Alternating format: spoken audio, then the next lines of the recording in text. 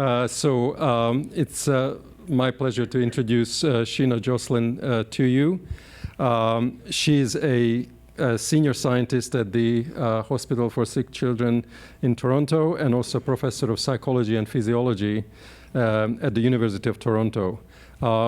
So she actually grew up in Ontario, attended Queen's University, where she did her undergrads and also got a master's.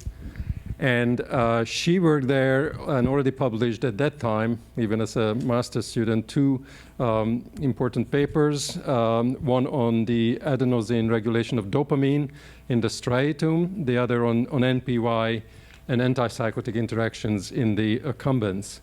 Then she went to Toronto, the University of Toronto, to do her PhD with Franco Vaccarino.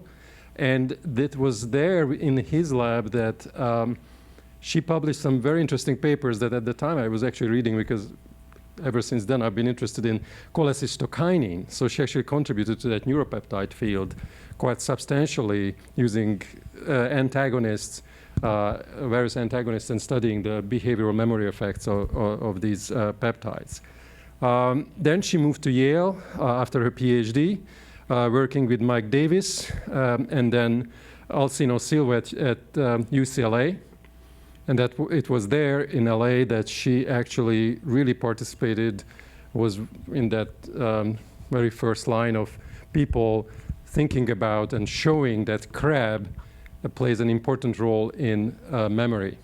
So after her postdoctoral studies, she went back to the University of Toronto, and she continued that line of research, expanding it up and down the organizational scale, and really contributed to the whole field, trying to understand how neurons become kind of neuronal groups, activities in particular neuronal groups become engaged during a memory task, how that activity pattern then gets passed on, if you want, and changed.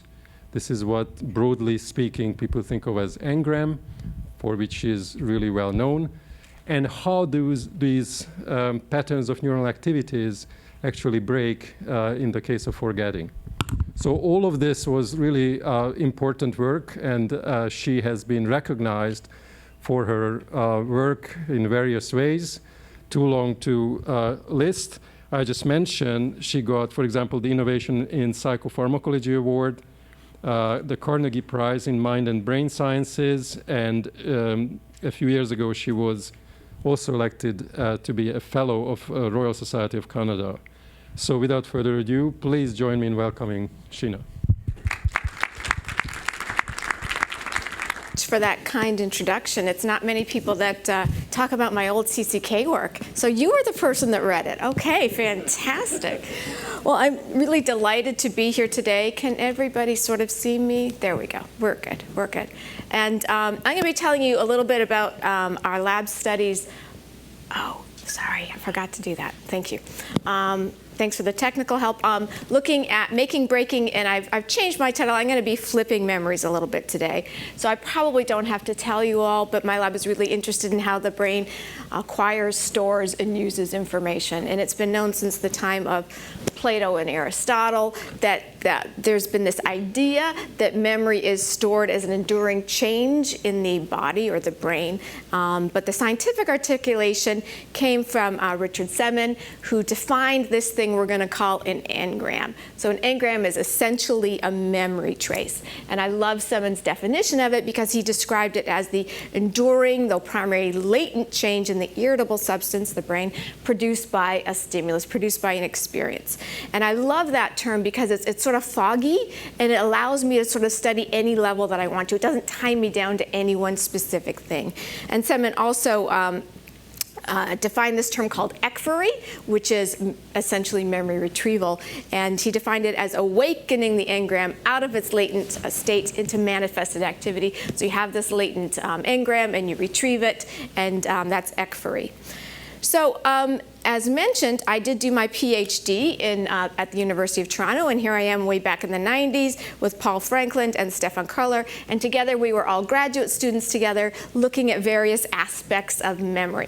So what's really fun about this is that even though we were graduate students together, we get together every now and then and we try and write a review looking at different aspects of memory. I'm sort of more on the molecular side, Paul is more on the system side, and Stefan Karler is a cognitive neuroscientist. So I ended up marrying Paul because Stefan didn't ask, but we still maintain this really nice friendship. And this is to all the graduate students out there in the house. These are going to be your colleagues for life. So they're sort of your trusted colleagues. So a few years ago, we wrote one of my favorite reviews called Heroes of the Engram, which was sort of a good-natured riff on Eric Lander's The Heroes of CRISPR. And what we did is we went back and we said, okay, let's identify people that, historic figures in science that have really influenced our thinking on engrams. So we identified 7 scientists who came before us. Richard Semon, again, who defined the definition of engram. Carl Lashley, who searched for over 30 years for an engram in the brain. Donald Hebb, who defined a cell ensemble and really got us thinking about cells that fire together, wire together.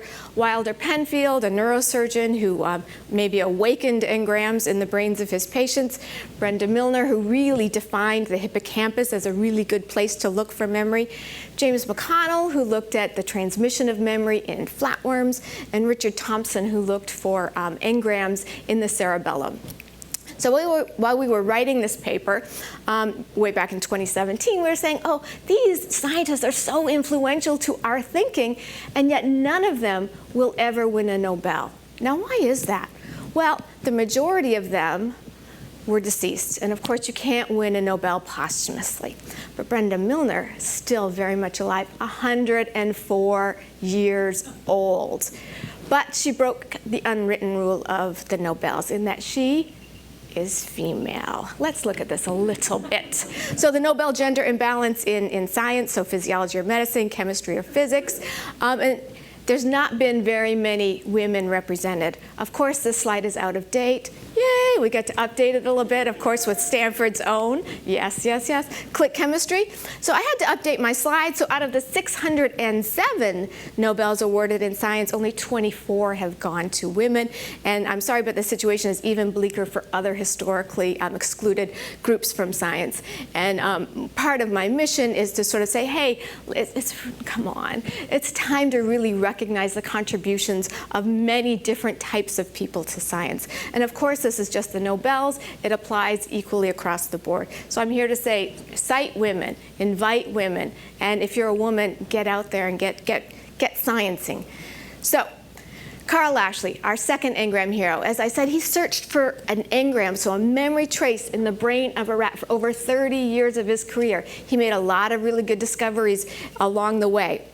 But he wrote this very influential paper in 1950 called In Search of the Engram, where he basically concluded that the engram is everywhere in the cortex, but nowhere specifically. He could never find that bit of the cortex that seemed important in housing a memory. And studies examining, the biological basis of an engram, at least at the level of a cell ensemble, a cell assembly or neural ensemble, were largely abandoned in the 1950s. But then I decided that what I wanted to do is to sort of resurrect this notion in my own way, and I wrote a paper called Continuing the Search for the Engram, Examining the Mechanisms of Fear Memories, because I thought that maybe we could get some traction if we used a very sort of simple learning task.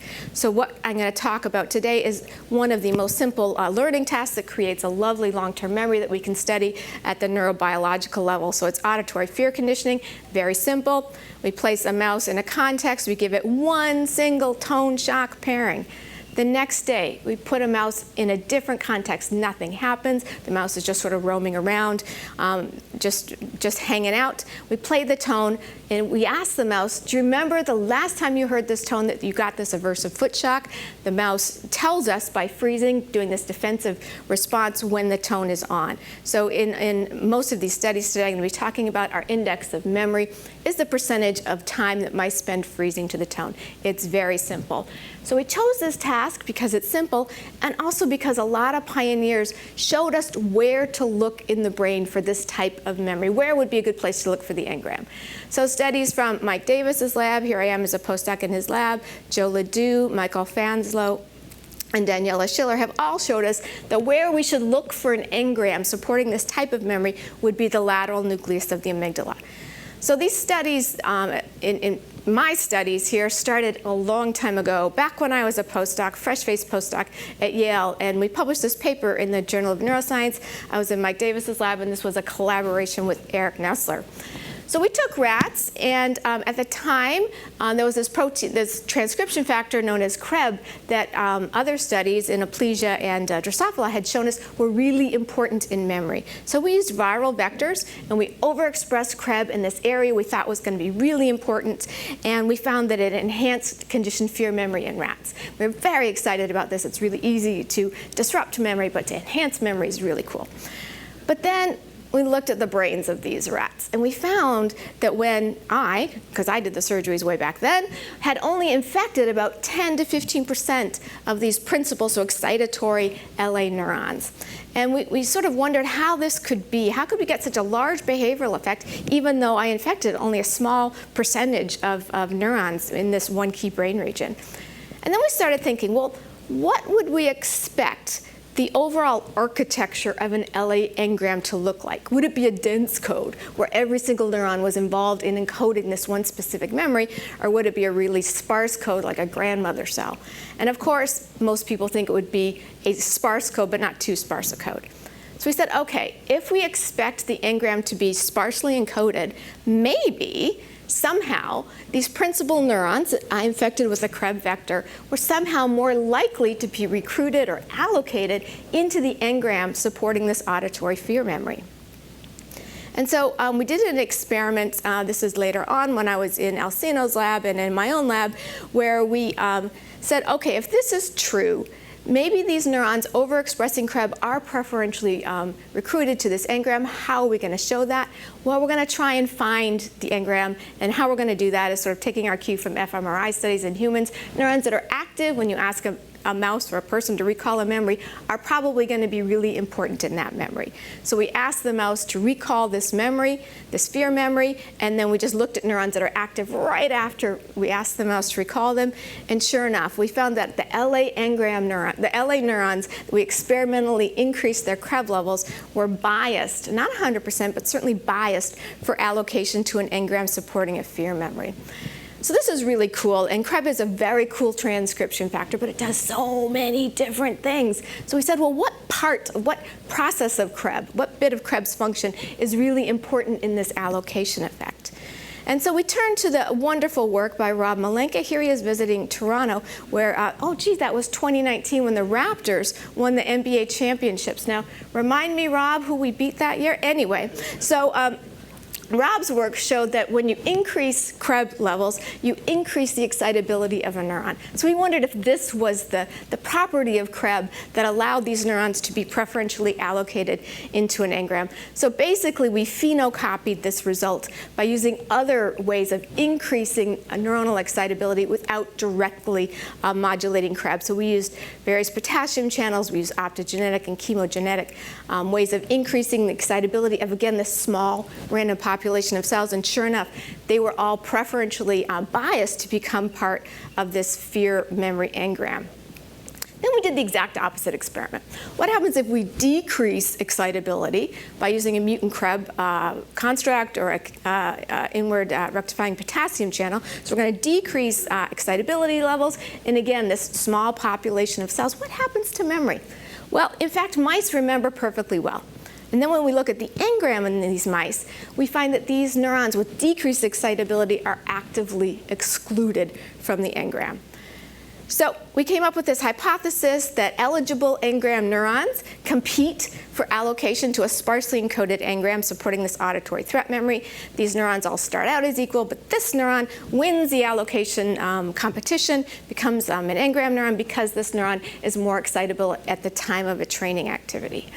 So one way to test this would be to ablate just these neurons after we train a mouse on something, see if it disrupts memory, as opposed to ablating a similar number of neurons we don't think are allocated to the fear memory. So this is what we did in this experiment. We have two groups of mice, and using a genetic trick, we're going to be able to kill just these neurons after we train a mouse on something. So one group, we're going to train neurons that are overexpressing CREB, neurons we think are really important in the memory. And the other group, we're going to kill just a similar number of cells, but cells we don't think are really important in the engram. And this is what happens. Here's our percentage of time they spend freezing to the tone. It's our memory level before killing. Both groups show really good memory. When we kill neurons overexpressing CREB, ooh, there's my killing animation, we see a decrease in memory. And when we kill a similar number in that control group, just control neurons, we see no effect. So Asim Rashid then joined my lab, and he wanted to do this all optically. So what did he do? He took advantage of a very cool construct that expresses both channel rhodopsin and halo rhodopsin. This allows us to control the activity of the same population of neurons, both increase or decrease its activity by simply shining different wavelengths of light. So when we use blue light, we hit channel rhodopsin, we're going to increase excitability. And when we shine the red light, we're going to activate the halo rhodopsin, and we are going to decrease activity of the same population of neurons. So he's going to do this all optically. He's going to, again, infect the lateral amygdala, a small population of random neurons. And right before the training event, he's going to activate these neurons with channel rhodopsin, with the blue light to hit channel rhodopsin, increase the excitability of these neurons, try and allocate them into the memory trace. How do we know that they are important in the memory trace? Well, we're going to test the mice under two conditions. Once, just normally, what's your memory look like normally? And the second time, when we selectively turn off these neurons, we've tried to allocate into the memory trace. And this is what happens. Under normal condition, the mice show us good levels of freezing, good memory. When we use the red laser to inhibit the activity of these neurons, we see a memory deficit. And we don't see this when we just randomly turn off a small population of random neurons. So from this, we're going to conclude that LA neurons with increased excitability at the time of training are necessary for the subsequent expression of that fear memory. So this is Sangmo and Emily in the lab, and they said, okay, if these neurons are necessary for memory retrieval, are they also sufficient for memory retrieval? So this is the experiment that they did. So they're going to use channel rhodopsin, they're going to use blue laser light, activate these neurons, try and allocate them into the memory trace, train animals, and then test them. And normally, when we test these mice, we play the tone, the perfect cue, a very good retrieval cue. And we think that this retrieval cue reactivates this engram and brings about memory recall. So what they're going to do is sort of take out the middle person here. Instead of playing the tone, they're just going to directly reactivate these neurons that they've allocated and see if that brings about memory recall.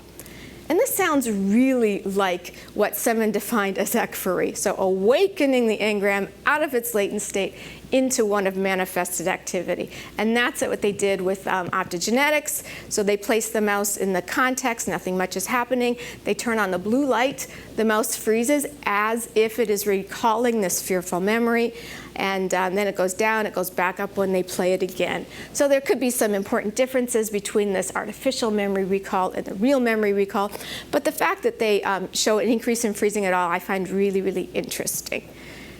So this is Liz Huang, and this is John Howland, and they were both sentenced to do time in the lab.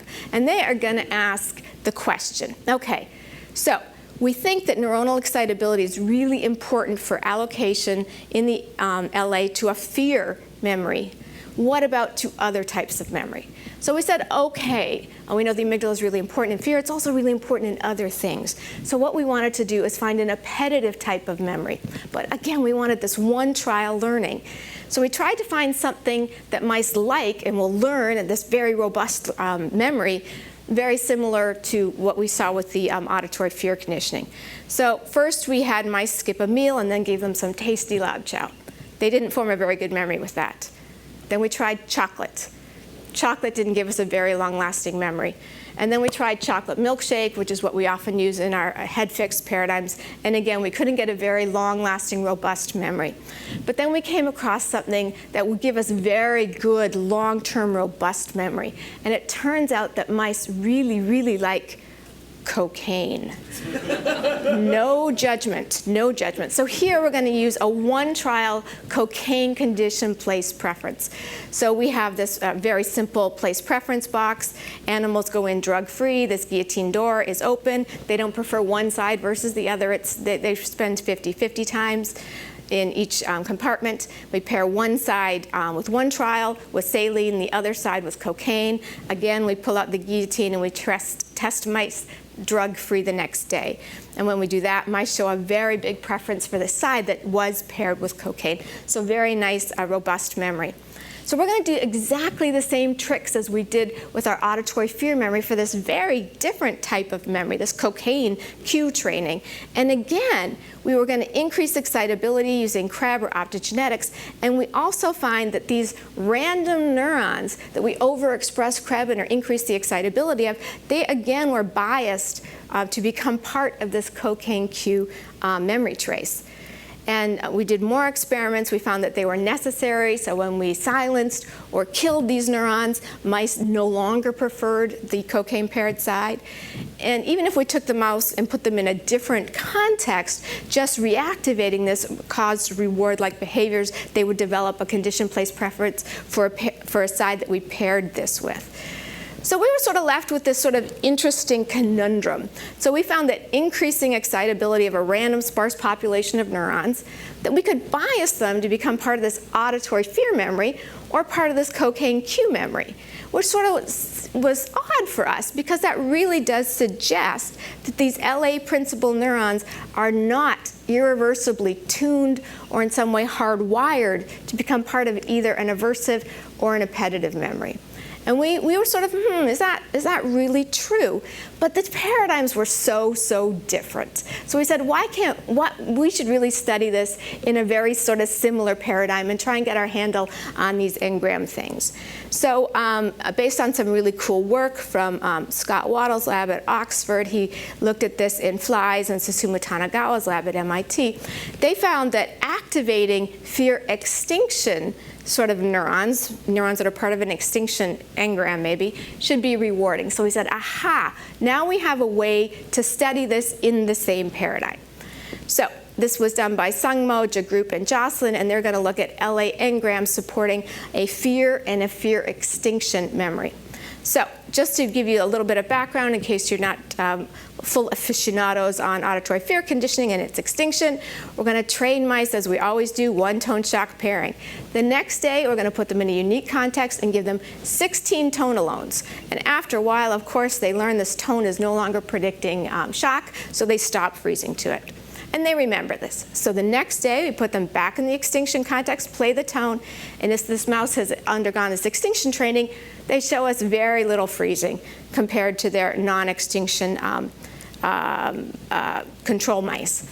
But it's not as if this fear memory has been erased, because if we place them in a new context, they again show us freezing. So that this is called a renewal test.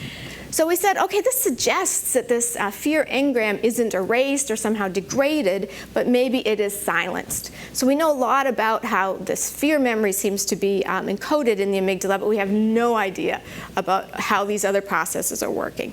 So our first thing we wanted to do was to suggest, well, maybe extinction training just silences the original fear engram. Maybe it's new inhibitory learning on top of this. So what we wanted to do is try and unsilence this using optogenetics. So we're going to allocate neurons into our fear memory. So again, we're going to use channel rhodopsin, increase their excitability, 2 groups of mice. Then they're going to undergo extinction training. Both groups show us low levels of freezing by the end of the extinction training. The next day, we're going to put them back in the extinction context. We see very little freezing out of either group. But when we turn on the blue light to try and activate this fear engram, mice show us increased levels of freezing, suggesting that indeed, even in this fear extinction context, it's possible to artificially induce behavior that's consistent with this retrieval of a fear memory, suggesting that the fear engram is normally silenced in this extinction context. So that was our first foray into it, and then we said, okay, sort of allocating to an engram supporting an auditory fear memory is pretty easy. We've done it a lot. Now we're going to try and see if this process is at work in an engram that we hypothesize may underlie this extinction memory. So what are we going to do? We're going to use our NPACY vector, again, that expresses both channelrhodopsin and halorhodopsin to allow us to both activate and inhibit what we hope is our fear extinction engram in the LA. So we sort of hypothesized that if there is a fear extinction engram in the LA, it would occupy a non-overlapping portion of cells. So we thought it would be hard for a cell to be both a fear engram cell and an extinction engram cell. So what we're going to do is try and make sure that when we try and allocate to our fear extinction engram, that these neurons are not part of our fear engram. So we're going to inhibit them during our training for fear extinction. But right before we do the extinction training, we're going to try and allocate them, again, the same trick, by increasing their excitability. So we're going to have our two groups of mice, the ones that we're going to try and allocate to this extinction memory, and the other ones that are unallocated. So when we test them the next day, remember, mice that have undergone extinction training show us very low levels of fear. But when we turn off these neurons we think are these extinction neurons, we now see high levels of fear. So we're going to turn these neurons that we tried to allocate, we're going to turn them off. Mice are now freezing to the tone, even though they've undergone extinction and they're in the extinction context. We turn off the red light and we play the tone again. They show us very low levels of fear. Now, in our renewal test, when mice are normally should be showing us high levels of freezing to the tone, we're going to turn on our extinction neurons. And sure enough, we decrease levels of freezing. So this suggests to us that we do have a handle on how to allocate to a fear extinction memory. So it suggests that it's possible to allocate these LA neurons to a fear extinction engram using the same tricks, so increasing neuronal excitability. And this, again, suggests that the similar rules of allocation to an engram apply regardless of the memory content, which was a really fun thing for us to explore. So then we said, well, if these neurons that are a fear neuron or an extinction neuron, are they really all the same? Is it possible to flip it from being an extinction neuron to a fear neuron? Or is there some sort of hardwiring? Is there something that in their projection profile that makes them either a fear neuron or an extinction neuron? So we're going to try and flip these neurons. And we want to control both a fear engram and an extinction engram in the same mouse. So what we're going to do is use an intersectional approach and two different opsins, excitatory opsins, that are excited by two different colors of light. So we're going to use channelrhodopsin, which is excited by a blue light, and carmine, which is excited by a red light. So again, we want to make sure that we have non-overlapping populations of neurons that are going to be excited by channelrhodopsin or carmine. So we're going to use a knot function. So we're going to have a viral vector expressing carmine as well as Cre recombinase, and then we're going to have an AAV that expresses channelrhodopsin, but only in the absence of Cre recombinase. So in this way, we're going to have non-infected neurons, we're going to have neurons expressing only carmine, or neurons expressing only channelrhodopsin. And this just shows us that we have very little overlap between the two. So we are going to try and allocate to our fear engram in the LA by using a blue light to activate channelrhodopsin, and we're going to try and allocate our extinction engram by using red light to activate carmine. So if you are like me, who has a almost teenage daughter, during the sort of lockdown phase of the pandemic, we watched a lot of silly YouTube videos and dance crazes. And there was one that was popularized by a Drake song, and he says, "I just flipped a switch." And everybody's doing these really funky dances. So one of the big ones was A-Rod and J-Lo. So they would be doing their things, and then they would flip the switch, the lights would go out, and then they would come back the exact opposite.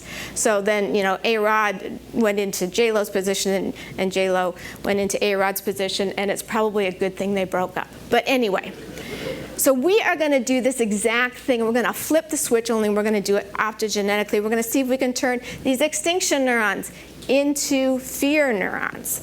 So this is how we're going to do it. We're going to allocate first to the fear engram with the blue light, and then we're going to allocate the different population of neurons to the extinction engram with the red light. How do we know we have these neurons?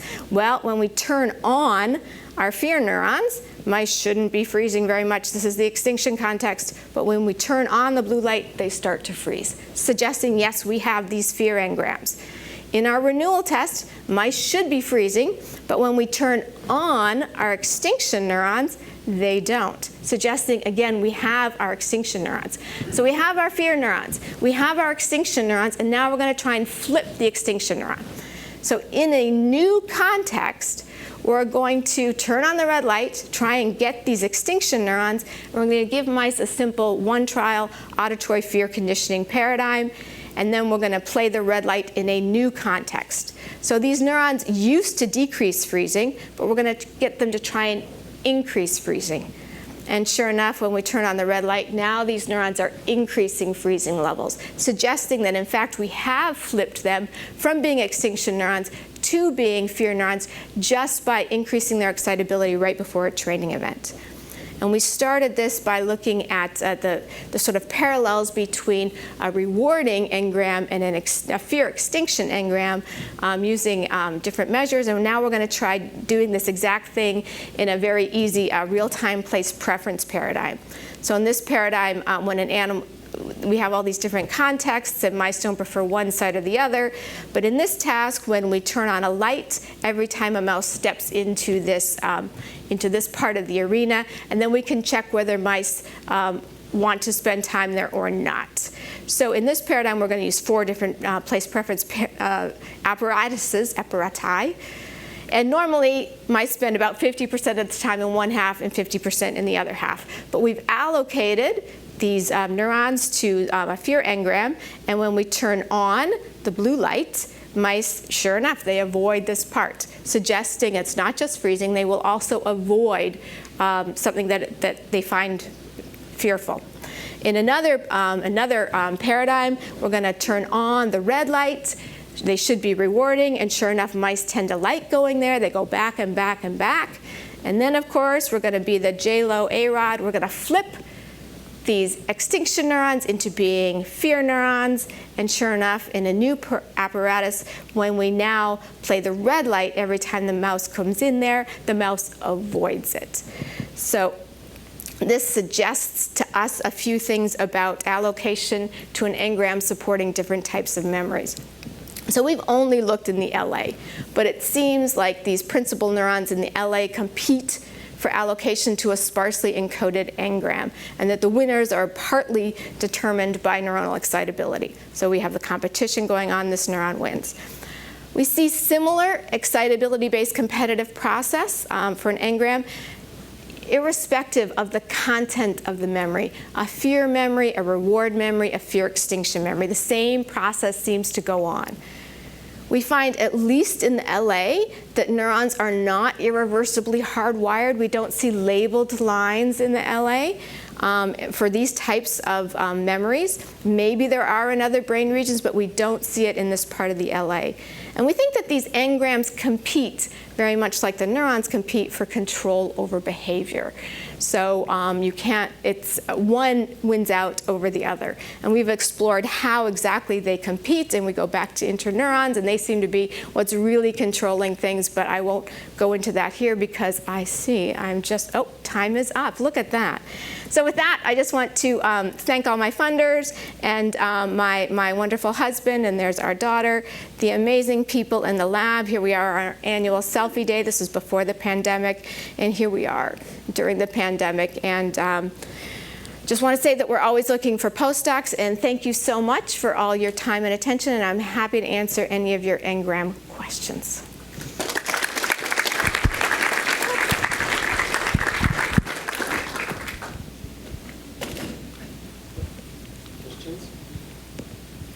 I was wondering, so far you've done this in the